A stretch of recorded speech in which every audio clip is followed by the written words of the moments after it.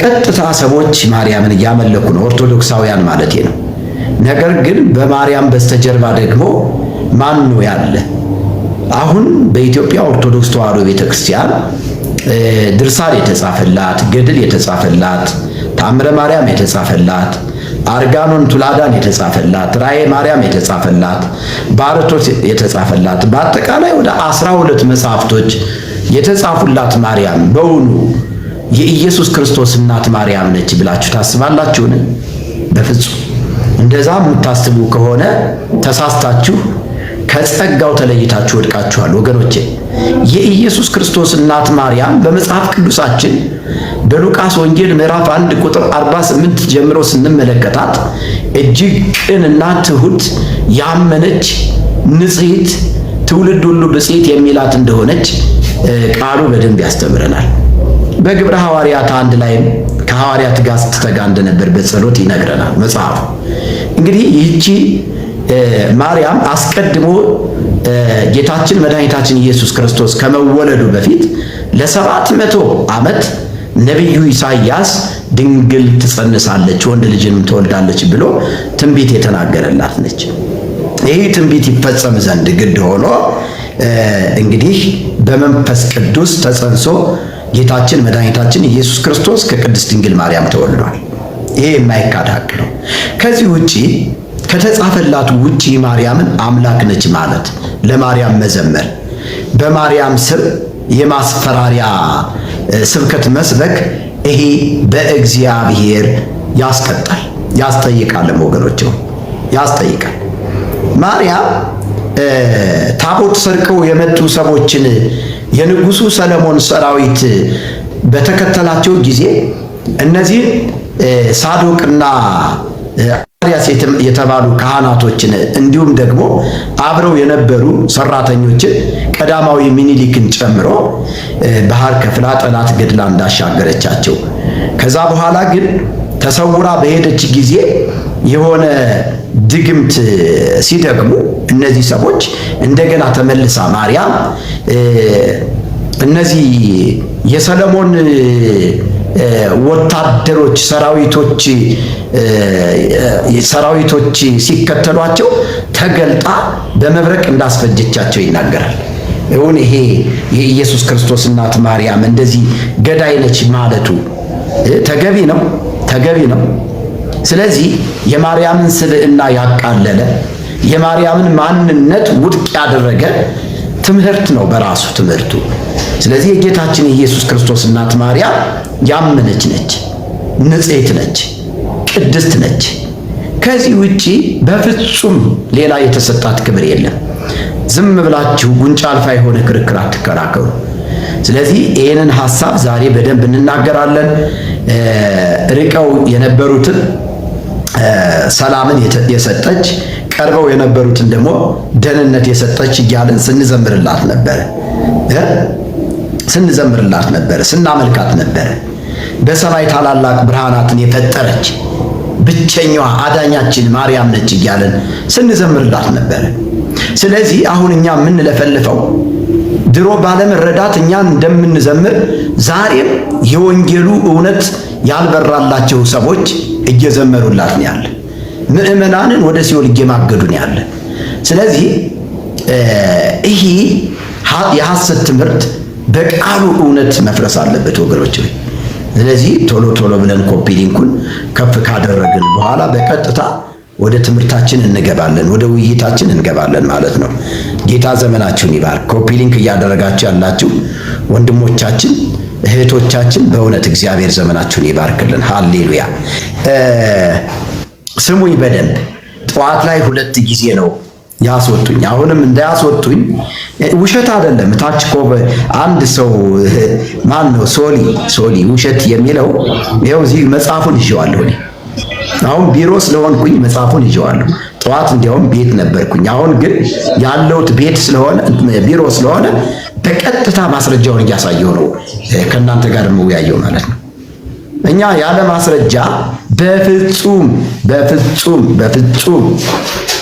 የሰውን ስም የምናጠፋ ሰዎች አይደለንም ወገኖች። ተባረኩ። አሁን ኮፒ ሊንክ አድርጎ ወደ ኦርቶዶክሳውያን ብትሆኑ ኮፒ ሊንክ በማድረግ አገልግሉ፣ ጌታን አገልግሉ። ሃሌሉያ! ኢየሱስ ክርስቶስ ጌታ ነው። ሃሌሉያ! ያድናል፣ ይታደጋል። ጌቶች ጌታ የአማልክት አምላክ ሃሌሉያ! ሻላ ሃዲያስ ቶሎ ቶሎ በሉ። ኮፒ ሊንኩን በደንብ ነካ ነካ አድርጉት።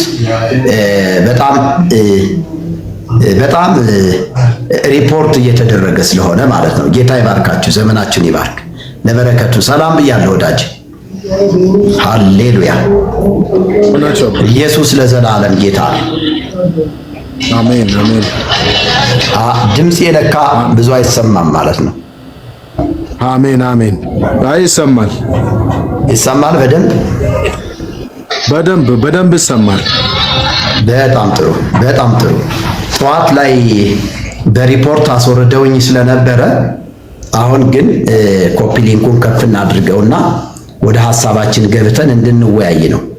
ማርያምን ቤዛ እያልን፣ ማርያምን አምላክ እያልን፣ ማርያምን በሰማይ ታላላቅ ብርሃናትን ፈጥራለች እያልን ስንዘምር የነበረበትን ዝማሬ ዛሬም ባለማወቅ የወንጌልን እውነት ባለመረዳት ያሉ ሰዎች ለማርያም የአምልኮ ስፍራ እየሰጧት ነው። አምልኳት ነው የሚል በቀጥታ ንዑ ንስግድ ለመድኃኒትነ ለማርያም ድንግል ለዘገብረት ብርሃናት አበይተ ባሕቲታ። ይሄ ወደ ትርጓሜ ሲመጣ ለአዳኛችን ለመድኃኒታችን ለድንግል ማርያም ኑና እንስገድ፣ እንቀኝላት፣ እንገዛላት፣ እናምልካትም ነው የሚለው። አይ ይሄ ትርጉም ትክክል አይደለም የሚል ሊቀ ሊቃውንት ካለ ይምጣ። እኔ ከጎንደር ጀምሮ ከ7 ዓመት ጀምሬ እስከ 23 ዓመት በኢትዮጵያ ኦርቶዶክስ ተዋሕዶ ቤተክርስቲያን ያለውን ጸዋትወ ዜማ የግዕዝ ሙያ እንዲሁም ደግሞ በስነ መለኮት ያለውን ትምህርት ተምሬ ያጠናቀቅኩ ሰው ነኝ። እየተመካሁ ሳይሆን እውነታውን እየነገርኳችሁ ነው። ስለዚህ ተሳስተሃል፣ ልክ አይደለም የምትሉ ሊቀ ሊቃውንቶች ካላችሁ ግቡ። ምዕመናን ግን ገብታችሁ ለመሳደብ ስለሆነ እኔ ብዙ አረዳችሁ። ቁጭ ብላችሁ ብትማሩ ነው የሚጠቅማችሁ ብዬ አስባለሁ። እና ለአዳኛችን ለመድኃኒታችን ኑ እንስገድ፣ እንገዛላት፣ እናምልካትን። እሺ ለዘገብረት ብርሃናተ አበይተ ባሕቲታ፣ በሰማይ ታላላቅ ብርሃናትን ብቻዋን የፈጠረች ነው የሚለው። አይገርም? ባሕቲታ የሚለው ብቻዋን የፈጠረች ይላል። ግን ልበ አምላክ ዳዊት በመንፈሰ ትንቢት ተመርቶ ምንድነው የተናገረው ካላችሁ፣ ግነዩ ለእግዚአብሔር ወጸውዑ ስሙ። አየህ፣ ለዘገብረ ብርሃናተ አበይተ ባሕቲቱ፣ ብቻውን በሰማይ ታላላቅ ብርሃናትን የፈጠረ ብሎ ዳዊት ተናግሮታል። እንደገናም በዘፍጥረት መጽሐፍ ምዕራፍ 1 የስነ ፍጥረትን ታሪክ ስትመለከቱ በቀዳሚ ገብረ እግዚአብሔር ሰማየ ወምድረ፣ በመጀመሪያ እግዚአብሔር ሰማይና ምድር ፈጠረ። አዎ ምድርም ባዶ ነበረች፣ አንዳችም አልነበረባትም። የእግዚአብሔርን መንፈስ በውሃ ላይ ሰፎ ነበር። ከዛ ኦርደር ሰርቶ ሙሉውን ሐሳብ ስታነቡት ፀሐይ፣ ጨረቃ፣ ከዋክብት፣ አዝሪት፣ አትክልት በሰማይ ያሉ የሚበሩ በምድር የሚርመሰመሱ ያሉ ሁሉ በውሃ ውስጥ ያሉ እንዴት እንደተፈጠሩ ይነግራቸዋል ማለት ነው። መጽሐፍ ቅዱስ በማን እንደተፈጠሩ ይነግራቸዋል ማለት ነው። ስለዚህ ይህቺ ሴት አሁን ግንቦት ልደታ ተብላ እየተመለከች እየተዘመረላት እየተዘከረላት ያለች ሴት ማርያም አይደለችም። የክርስቶስ ኢየሱስ እናት ማርያም አይደለችም። በኦሮሚያ አቴቴ ትባላለች። እኔ ለምን እንቅጩን አልነግራችሁ። በኦሮሚያ አካባቢ አቴቴ፣ ወደ አሩሲ አካባቢ ሲትሄዱ ደግሞ የአሩሲዋ እመቤት አየው። በጎጃም በቀጥታ ማርያም ሳይሆን ማርያሜ ተብላ ነው የምትጠራ። ወደ ጎንደር ስትሄድ ደግሞ እንቁላለ ወርቅ ትባላለች። እንቁላለ ወርቅ ትባላለች። እሺ ወደ ትግራይ ስትሄድ ደግሞ ልዕልተ እንቁላለ ወርቅ አየው። ልዕልተ እንቁላለ ወርቅ ትባላለች። በጳጳሳቱ ደግሞ ምን ተብላ ትጠራለች ይመስላችሁ? ራሄሎ። አየ ራሷን እየቀያየረች ይብን የብርሃን መልአክ መስላ እስከ መገለጥ ድረስ ብዙ ሰዎችን እያሳሳተች ያለች ሰይጣን ነች እንጂ ዛር ነች ወገኖች፣ ማርያም አይደለች። በጌታ ፍቅር ነው የምነግራችሁ። እንዴ ይህቺ እኮ ስትቆጣ እኮ ሰዎችን ወደ ጦጣና ወደ ዝንጀሮ የምትቀይር እኮ ነች። ይገርማቸዋል። ግብፅ ሀገር ላይ ያደረገችውን አይታችኋል። ታምረ ማርያም መጽሐፍ ሲነግረን በጣም የሚገርመው እኮ ነው። ውሃ ልመና ሂዳ ውሃ ያልሰጧትን ሰዎች ጦጣና ዝንጀሮ አድርጋ ቀይራ በኮቲባ ውሾች እያባረረች ወደ ገደል እና ወደ ዱር አባረረቻቸው፣ ሰደደቻቸው ይላል። ከዛሳ ዋናዋን ኮቲባን ደግሞ ምን አደረገች? መሬት ተከፍታ እንድትወጣ አደረገች። ማርያም ከዛ በኋላ በኮቲባ ቤት 6 ወር ነው የተቀመጠች። ማሩን እየበላች ጠጁን እየጠጣች ምግቡን እየበላች የሰዎችን ቤት የወረሰች ነች። የሰዎችን ቤት የወረሰች የንግስቲቱን ቤት የወረሰች ንግስቲቱን መሬት ተከፍታ እንድትውጣት ካደ። አሁን ይህንን በማስረጃ አቅርብልኝ ካልክ መጽሐፉ እጄ ላይ ስላለ እዚሁ ላይ አቅርብልሃለሁ። አንዳንድ ጊዜ የተጠማ ውሻ የወርቅ ጫማዋን አውልቃ ውሃ ጠጣች እያላችሁ ርኅርኅተ ሕሊና ሐዘነ ልቦና እያላችሁ በጣም ትሁትና ለሰዎች የምትራራ ማርያም ብላችሁ ውሻን እንኳን ሳይቀር እውነት በወርቅ ጫማዋ ውሃ ጠጥታለች የምትሏት ማርያም ገዳይ ናት ትላላችሁ እንዴ?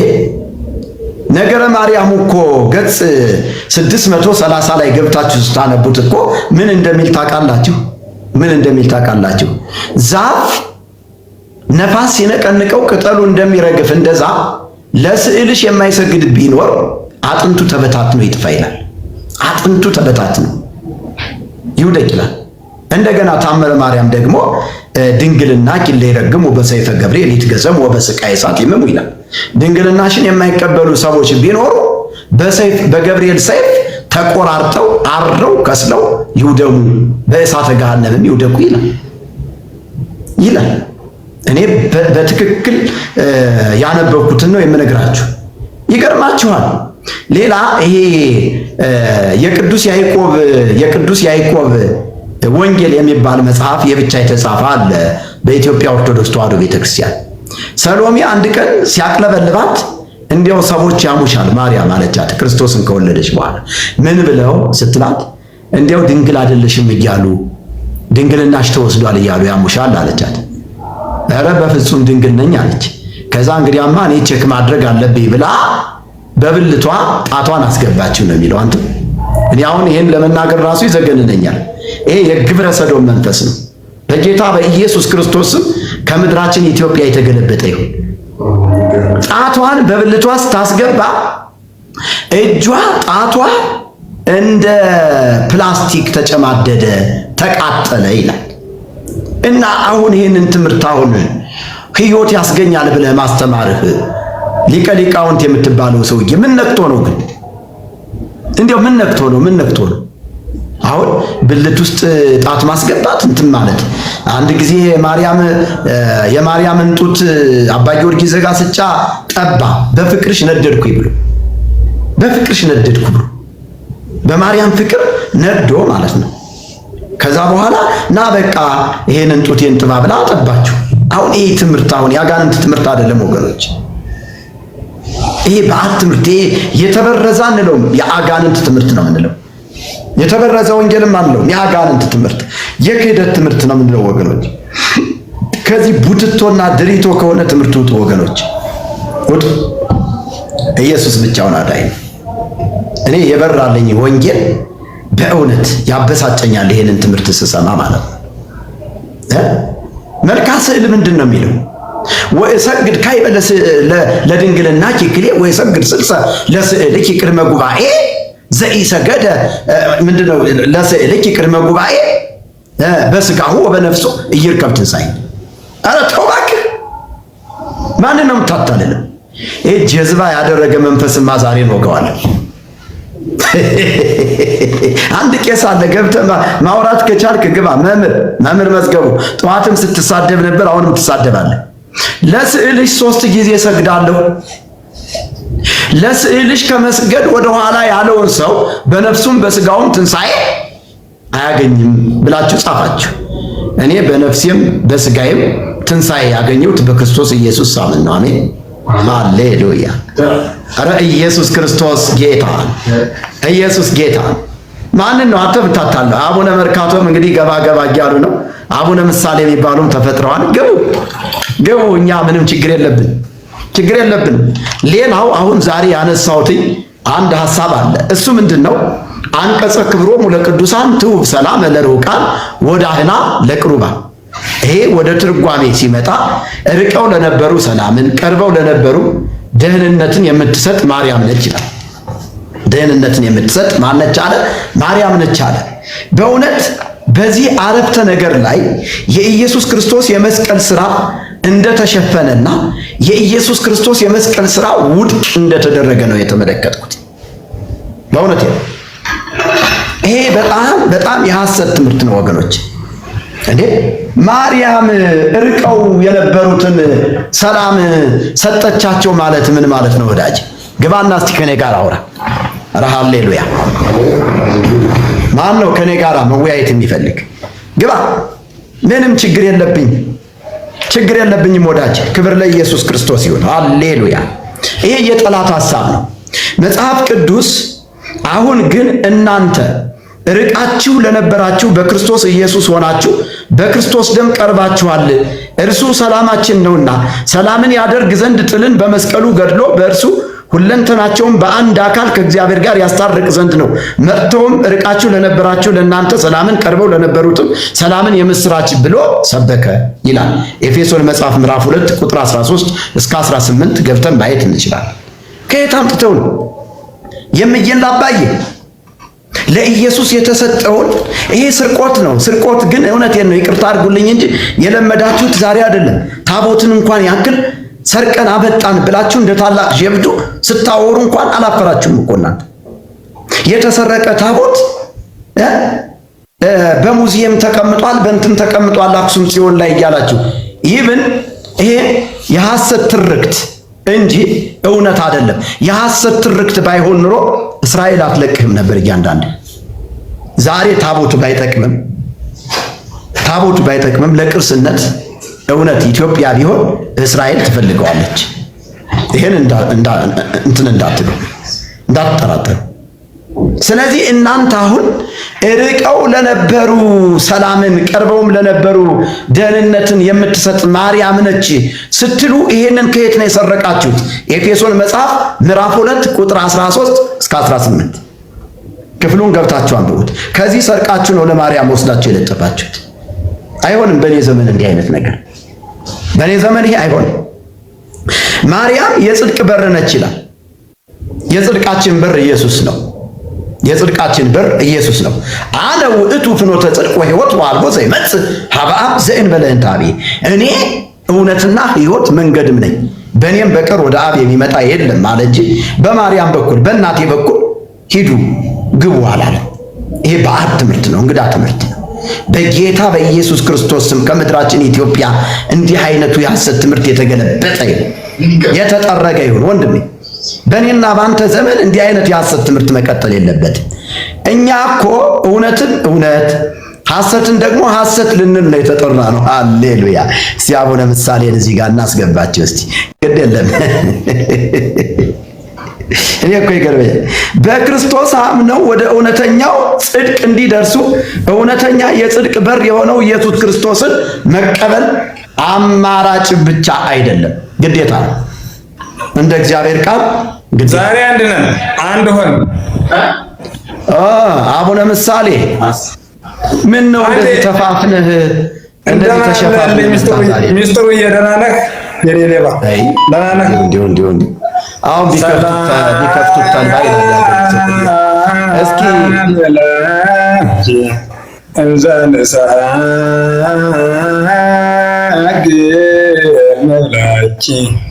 ማርያም ምን አስተበቋቂ ማሮየናዊ ከመሰነብቂ ለይንታና የህፃን ስራ ትስራ ወዳጅ።